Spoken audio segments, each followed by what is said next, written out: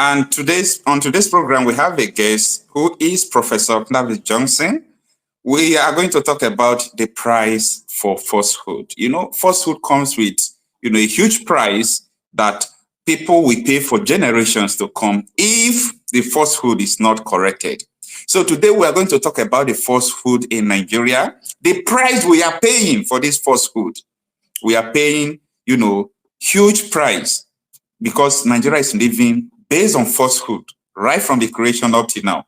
And when you look at this country, you will see that the rate of insecurity in this country, how insecurity is ravaging the country from the north to the south, from the east to the west. Nobody feels pain about it any longer. People are now used to it. People have been psycho-conditioned to believing that this falsehood is something that is normal, that people should live. But we are here to tell you that it's not normal.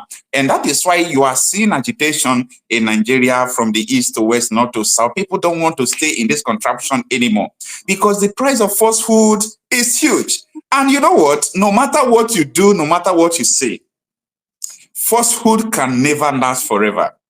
People who are benefiting from falsehood, they might be pushing the narrative that it's okay, let's be doing it because they are benefiting from it.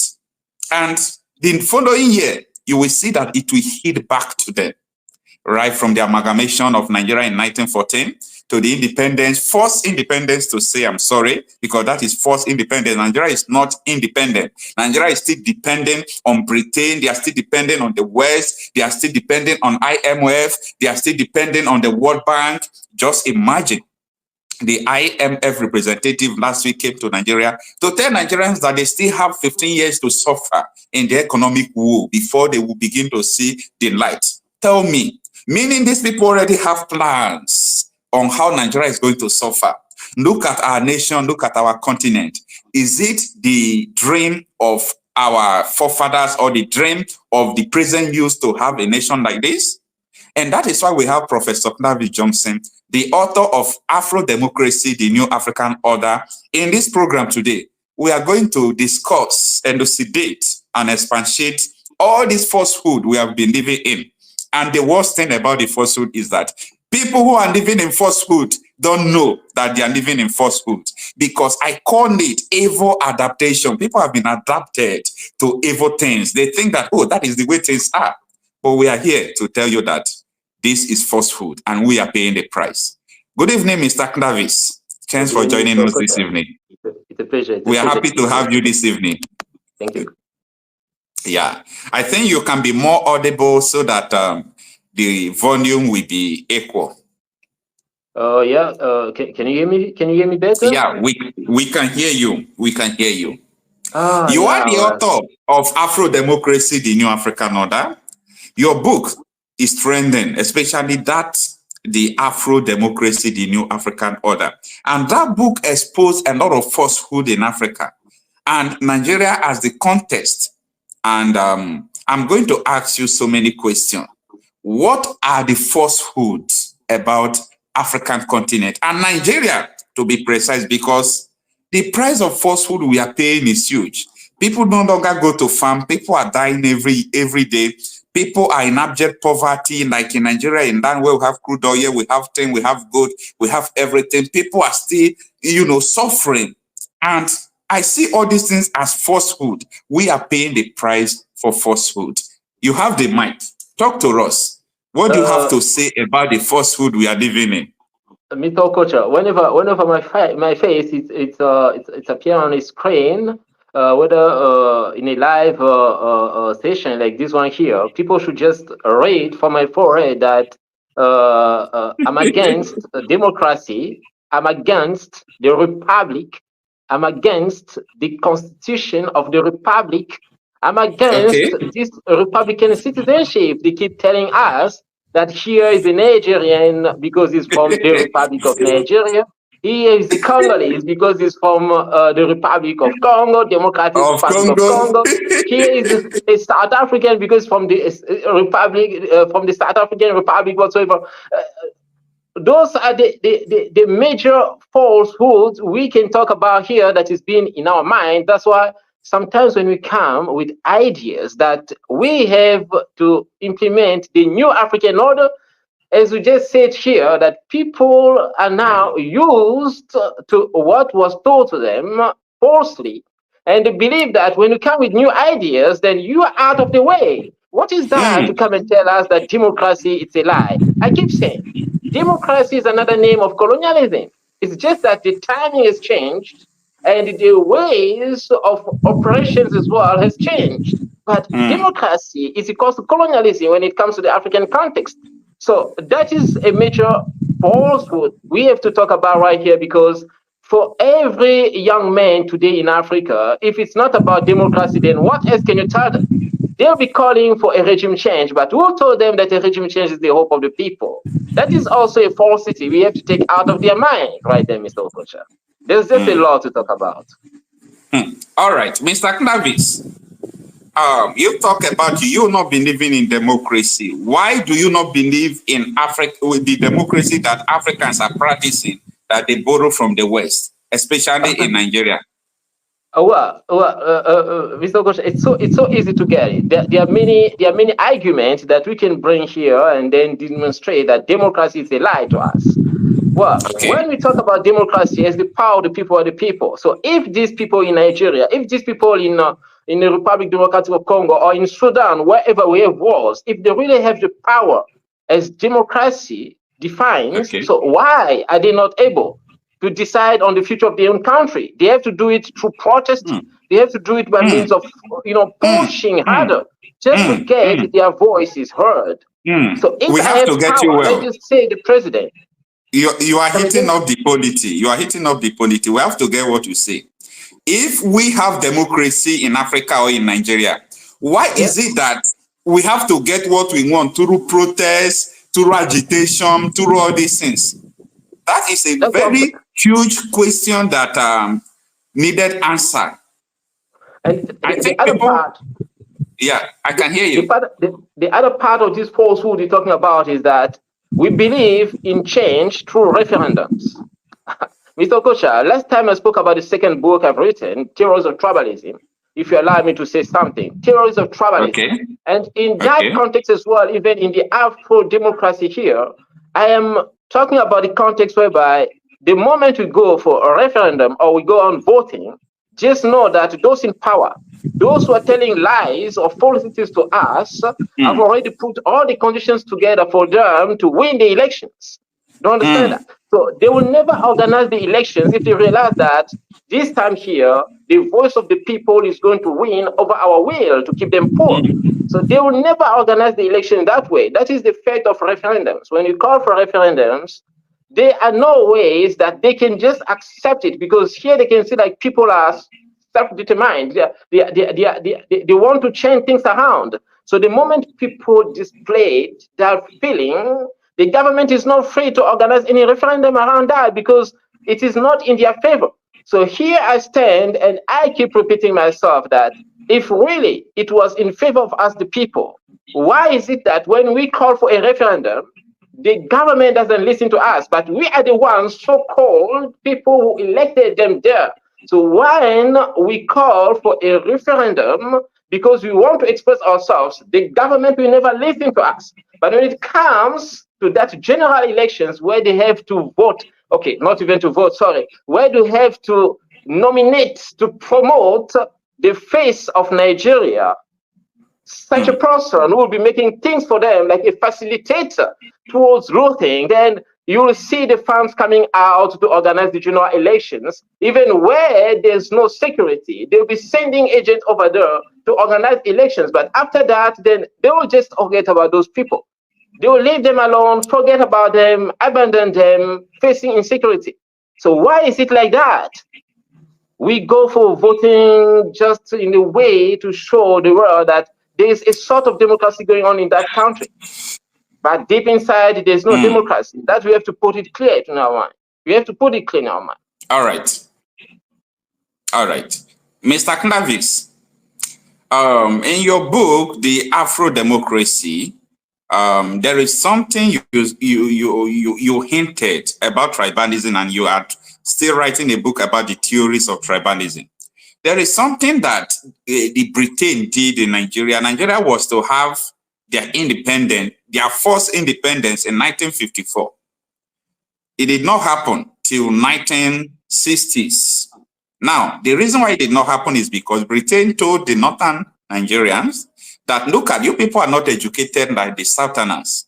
If you have the independence now, the Southerners are going to dominate you people. So we are going to give you people some few years so that you people will step up your game, so that you will not allow the Southerners to rule over you.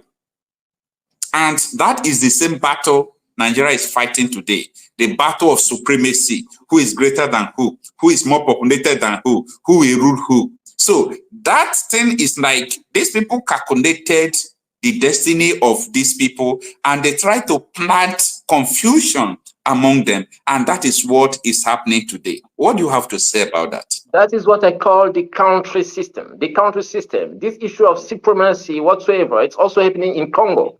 It's also happening in Sudan. It's also about to happen in Mozambique. It's happening in many African countries, whereby people from outside, they will choose a region, a site, they will choose an ethnicity, you know, this kind of a tribe that they will be hiding behind because they believe that those people are easily manipulable.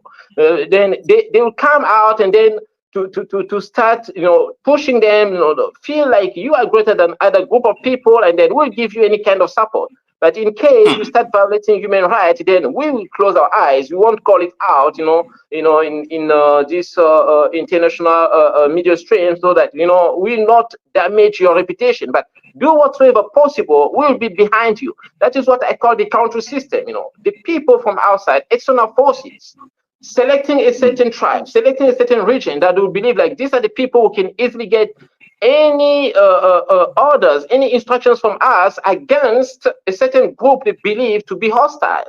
But how hostile? Just because they're educated. How hostile? Just because they know how to defend their interests. That is where we become hostile towards a certain group of people who are not even black like us, who are not even from Africa, who want us to be Democrat while they're coming after us, acting anti-Democrat. So we don't know how can we go on with this. But when I stand on my way, I believe that the longer we defend what was imposed on us, the longer as well we'll suffer. Why are we defending democracy while democracy is not working for us?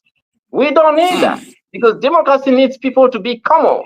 And when they come to us and say that you guys, you are less better than this other group here, that shows already some kind of, phenomenon that we are not common at all. So if that is already sitting in our mind, which means we cannot be a democratic country. There is no way Nigeria can be a democratic country. If there is a group that's being backed by people from outside to act against the people from the south, from that hypothesis that you just put here, there is no way you can achieve democracy in Nigeria. There's no way. Let us dig deep. I'm going to put you in a corner that is very dangerous right now. And let's go for that. I want you to just take a look at this. If you look at the personal law, it only encompasses marriage, divorce, and the inheritance. Therefore, what I'm requiring is the removal of the removal of personal in section 24 of the Constitution, section 262, section 277, and section 288, so that other relevant laws, like the public, the commercial law, Islamic commercial law, the Islamic company law, the Islamic inter. Now, you might not understand that, but I want to explain it to you. Yeah, let's go. Yeah. There is tension as I speak to you in Nigeria. That man you are listening to, in Nigeria, we believe Nigeria to be a secular state like South Africa, where every religion, every culture, everybody is allowed to practice what you believe and live the way of your life. But in Nigeria, in Nigerian constitution, we have Sharia law. In Nigerian constitution, we have Sharia court, we have Sharia police. All these things are enshrined in Nigerian constitution. And people are asking, is Nigeria still a secular state? What about the Christians? Christians don't have the canon law or the ecclesial law. What about the Jewish? We have so many Jews in Nigeria. They don't have the Jewish law. What about the traditional people, the original people, the religion of our forefathers? They don't have the laws. So what this man is saying now, but in Nigerian constitution to say that Sharia law is termed personal. So it is not compulsory that everybody must practice Sharia law. But what this man is trying to do, he's trying to bring a bill that that personal will no longer be there. It will be generalized. Automatically, that will lead Nigeria to become a Sharia state, like Pakistan, like Qatar. You understand? So that thing caused a lot of commotion in the House of Representatives. Now, you are talking about that people should live the way of their life. And I was talking to one of my Muslim brothers yesterday. I said, I can go to Pakistan for holidays. I will enjoy and come back. Go to Qatar, enjoy and come back. But I can't live there forever because of their way of their life. I love them.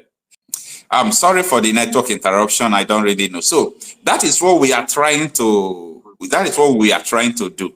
Because if we do not oppose this, these people are trying to bring their way of their life into us. And that is not the way of our life. Don't you think that the separation of ethnic nationalities to allow each, their tribe, allow their culture to rule them, allow the way of their life to rule them, I love it in that way. But how do we now call for the separation of all these entities? Because this is going to bring war, this is going to bring fight. And that is the way they were before the amalgamation of 1914. And that is why I was saying that we are living in falsehood. These people have the way of their life. The Easterners have the way of their life. The South have the way of their life. Now, the Britain came, they amalgamated everybody. And they said we should live together. And the falsehood cannot last longer again. These people said, no, we can't be living with infidel. They called us infidel. You understand? They called us infidel. So what they are saying is that we are unbelievers. Because that is the way of your life. Don't blame them. So how do we separate? Mr. Okocha, thanks again for this point you bring on. Now, this part of African reality you're talking about here, it's much described in this second book. I'm speaking about the theories of tribalism. It's already trending online. It will be released in this January here. So in this book, the subtitle is Debates, Controversies, and Afro-Democracy. So when I'm talking about the controversies, it's part of this point here you're raising. So we're talking about different people being grouped in a same so-called country and expecting them to come along. So how is that possible? How is that possible? I keep asking myself that question. There is no way we can make it, because here is different kind of religions influencing our societies. Here is different type of political beliefs influencing our ways of life. Here is this belonging, these feelings of belonging to a certain ethnicity, to a certain tribes, also defining our future. So there's no way we can come up and claim to be Nigerian, which means as we come up as Nigerian, we have a common belief. We believe in the Republic of Nigeria as the Nigerian citizen, which is wrong. We pretend. The last time I even tried to bring it up by saying, like, if we meet your African brother from Nigeria, you meet abroad, it will be like, okay, man, where are you from? He was saying like, okay, I'm from Nigeria, but he won't stop there. He'll be saying, okay, from Nigeria, but which part of Nigeria? Okay, from the south. Okay, from the south, which, there will be a question after another, just because he can't find himself by simply listening that you are from Nigeria or we are from Nigeria. Why? Because that is not his true identity right there. So in the theories of tribalism, even the publisher is saying that is the book whereby I'm recalling the identity of a black man. So if we want a better future for ourselves, we first have to redefine our identity, because we've been living in falsehood, like, okay, here is a Nigerian, here is a South African, here is a Congolese. But how is that possible? Because when we look around, that Nigeria as such, as a country, does not exist. The last time I said it is just the colonist dream. There is this colonist here who dreamed about that land, the land of his opportunities, not for your opportunity is not for my opportunities as a black man, as an African, but the land of his opportunities. He dreamed about that and called it Nigeria. Then what about the people there? Oh, let's call them Nigerians. You know, they're part of my dream, but, you know, part of my dream, but not owners of that dream. So we can do it then whatsoever we want. And that is exactly what they are doing.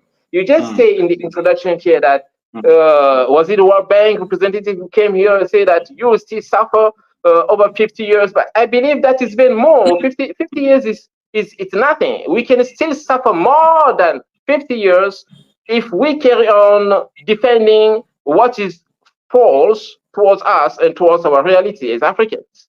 We are not republics. We are not Democrats. We are not Republicans. We are here to define who we are in order to us to find the right direction of our future. So Professor in order Clavis. to break down, to answer a question, in order to break down that to separate this situation we're finding ourselves in, Mr. Okocha, we don't have to go far with this matter, because you're saying that it will bring war. It will bring no. It will bring war simply because we are evolving around the common interest. We are evolving around the common interest, and that common interest to all of us is power, is the central power.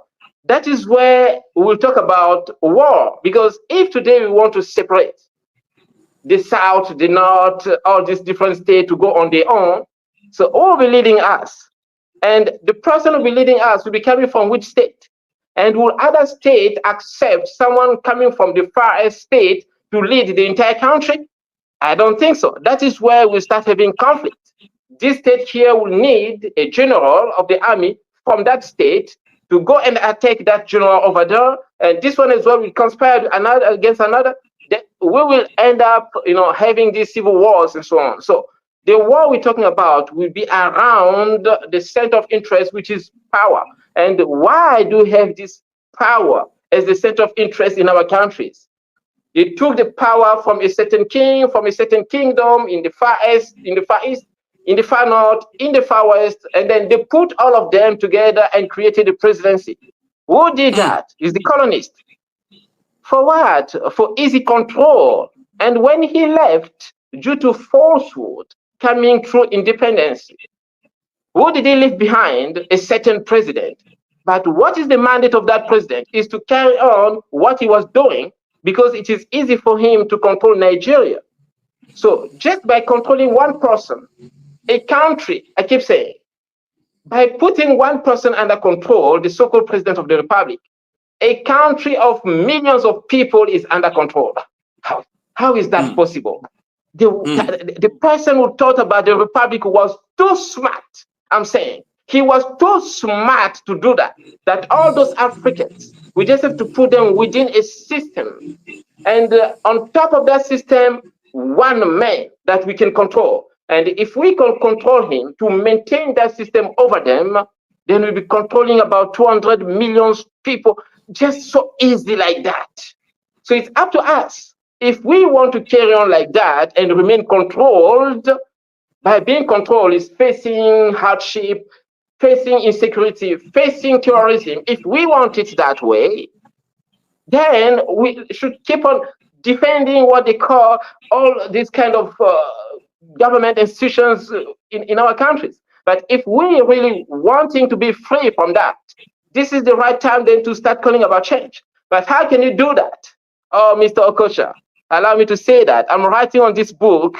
I've called it Defense Code 3113.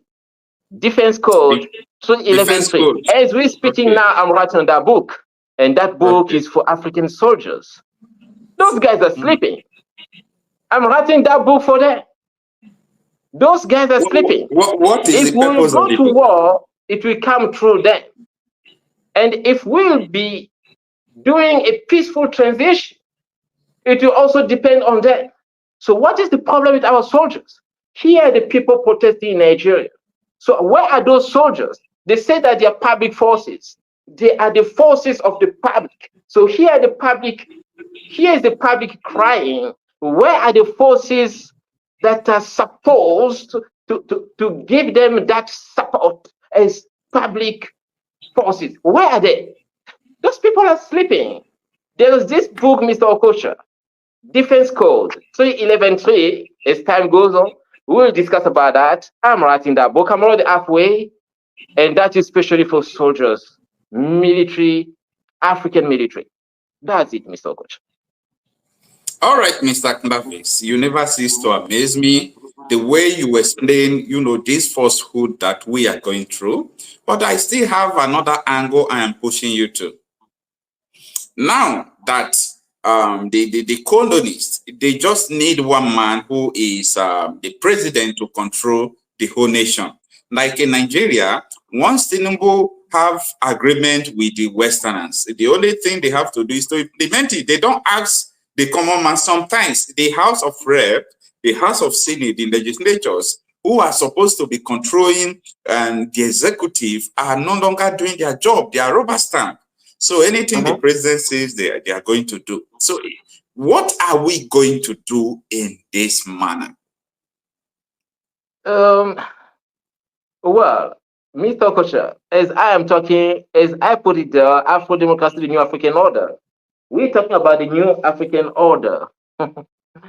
Oh my, it's like preaching, it's like preaching, it's like a pastor in the church preaching about it. So let's do that.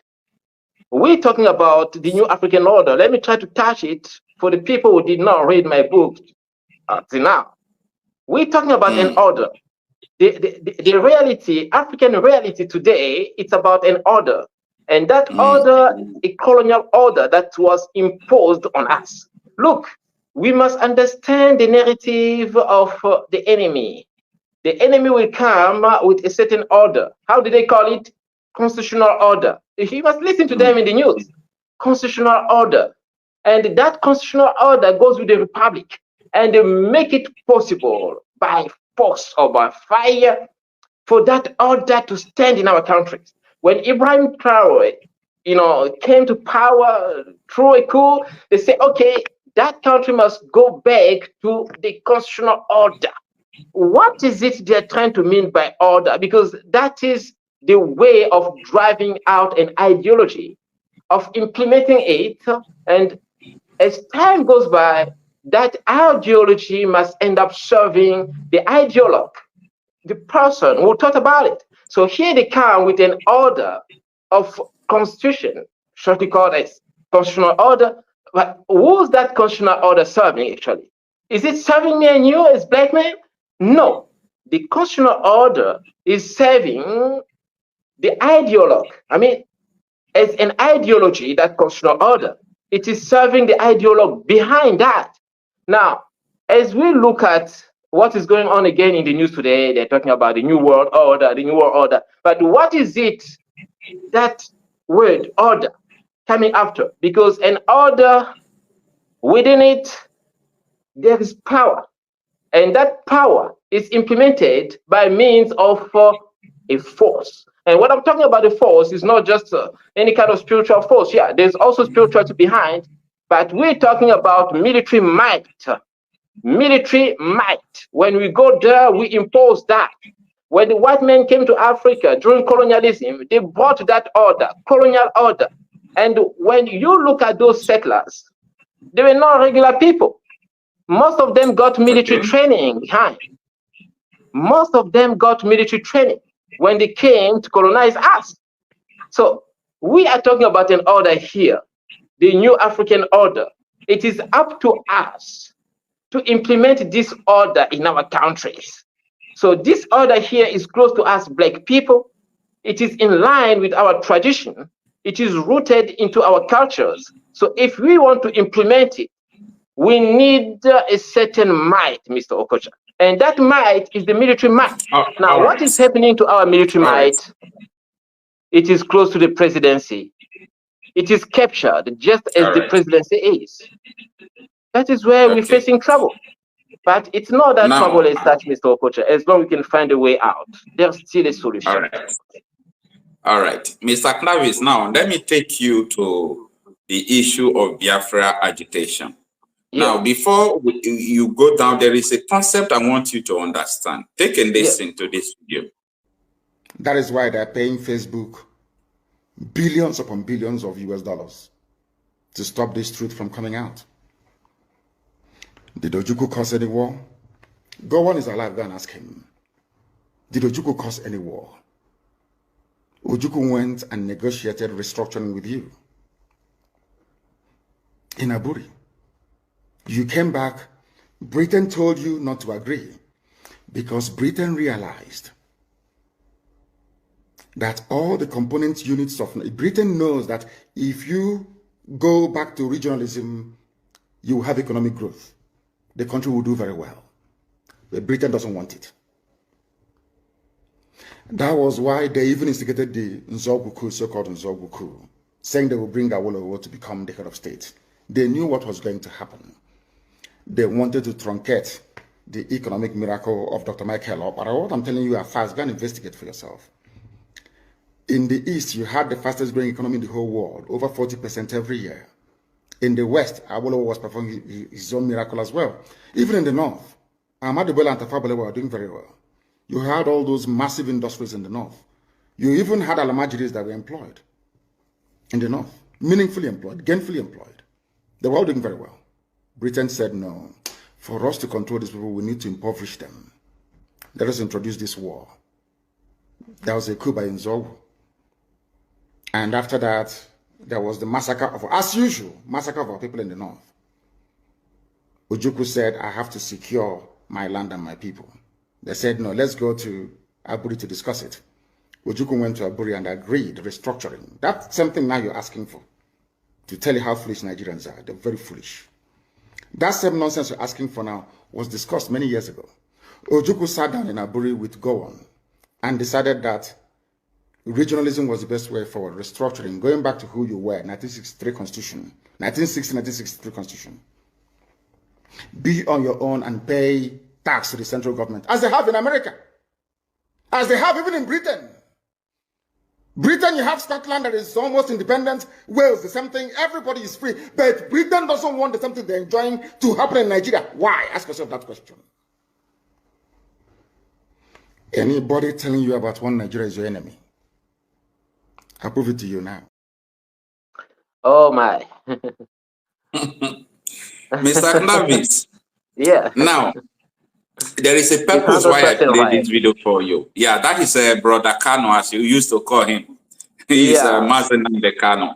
Now, Nnamdi Kanu is trying to bring us back to the memory that, look at, Britain was the one that caused all these things we are seeing, because when the problem was ravaging in Nigeria before, Ojukwu, the people from the east, west, north, south, they had a meeting in a neutral ground, Aburi town in Ghana. They traveled from Nigeria to Ghana because nobody agreed to come to each other's vicinity for you to understand the conflict they had then. Now, they went to Aburi town in Ghana. They had an accord, and the accord is called Aburi Accord. You can Google it. The accord is that your military should be restricted to your region, serve your people. Your police should serve your people. Then, who will pay taxes to the central government? The whole resources you serve your people, the whole military you have, let it serve your people. The whole police you have, let it serve your people. All your resources, your oil, your gold, your lithium, everything you have, let it serve your own people.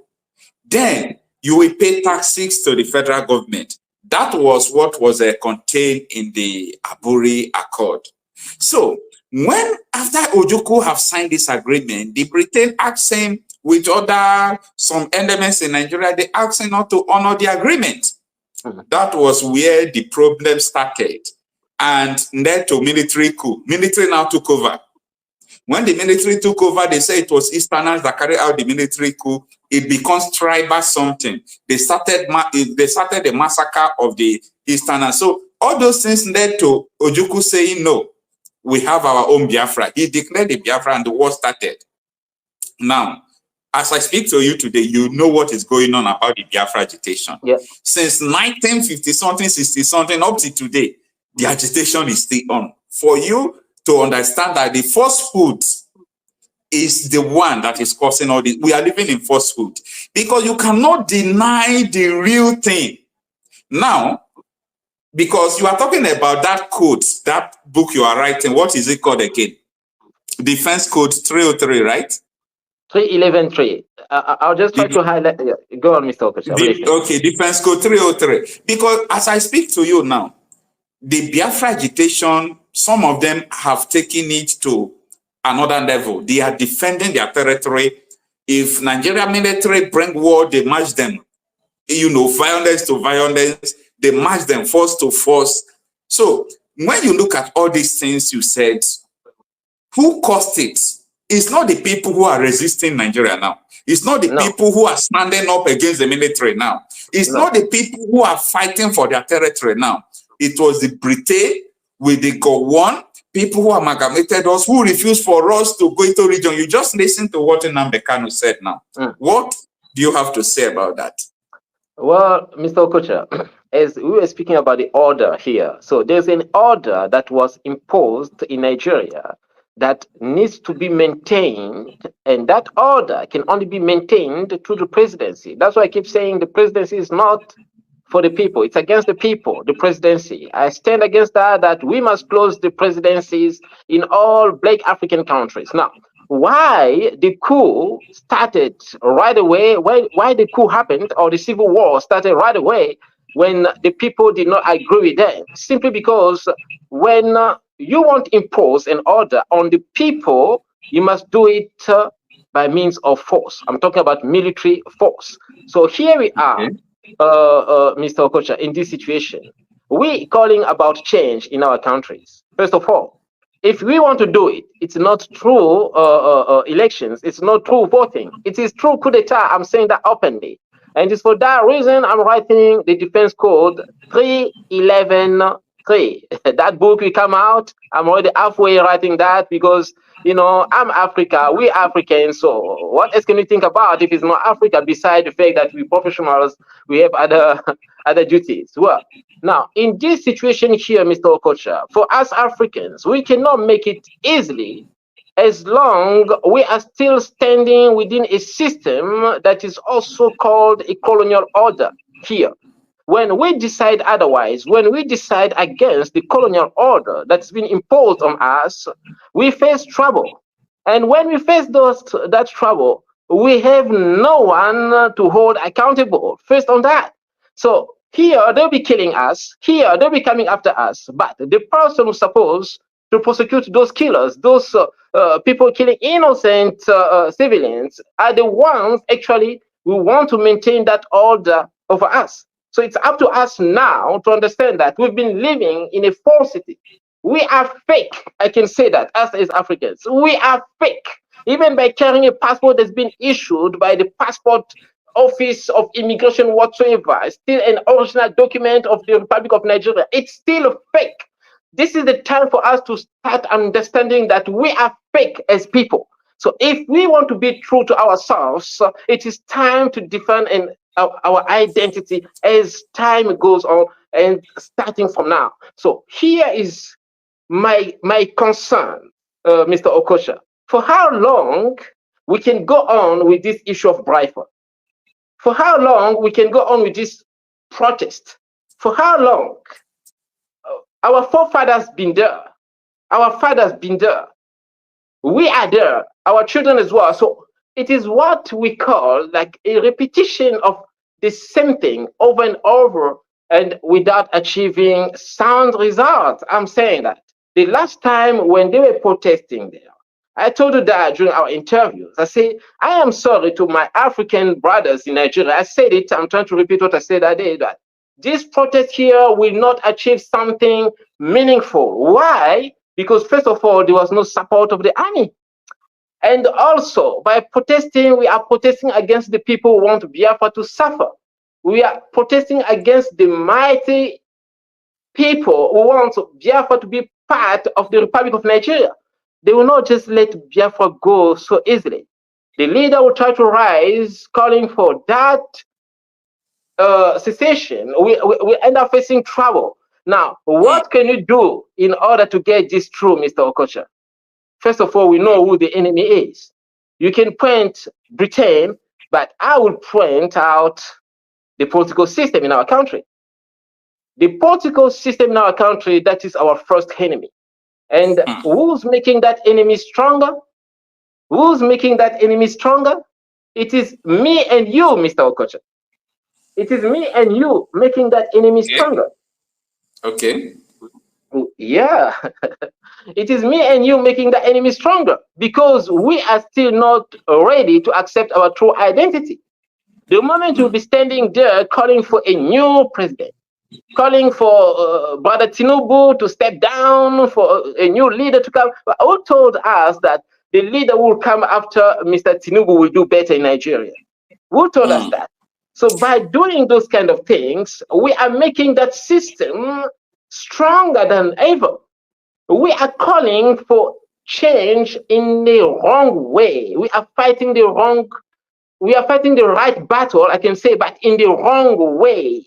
So we are making the system stronger. We are building up a monster against ourselves. Because here, there was a leader before Brother Tinubu. We could call that leader our names, I believe. Now it's gone. Brother Tinubu came in. I believe that people are even saying like perhaps the one was there before Brother Tinubu was better than Tinubu. Some people perhaps might be saying that. So what are we trying to achieve in these ways of calling for transformative change in our countries? What can we try to achieve in that? Okay. We need better ways in fighting for freedom. We need better ways, Mr. Okocha.